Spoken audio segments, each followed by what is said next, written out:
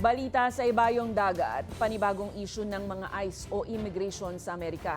Sinisisi uli ngayon ni US President Donald Trump ang umano'y kaguluhan ng mga Democrats sa pagkamatay ng 2 Amerikano na napaslang ng mga federal agents sa Minneapolis, Minnesota, USA, habang tumitindi ang batikos sa kanyang malawakang immigration crackdown.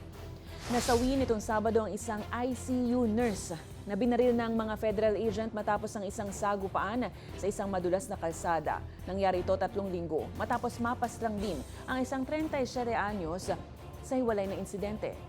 Pero ayon sa mga video na kumalat sa social media at na-verify ng US media, hindi nakita na humugot ng baril ang biktima bago siya paputukan ng mga otoridad.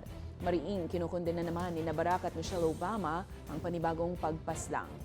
Samantala, nagsimula na ngayong linggo ang huling yugto ng isang buwang halalan sa Myanmar na inasahang magdudulot ng landslide win para naman po yan sa pro-military party. Binuksan ang ikatlot huling botohan sa 12 distrito sa buong bansa. Halos 5 taon matapos ang military coup noong 2021 na nagpaaresto sa Democratic leader na si Aung San Suu Kyi. Iginiit ng militar na ibinalik ng halalan ang kapangyarihan sa mamamayan. Pero ayon sa mga kritiko, magpapatuloy lamang sa kapangyarihan ang hukbo.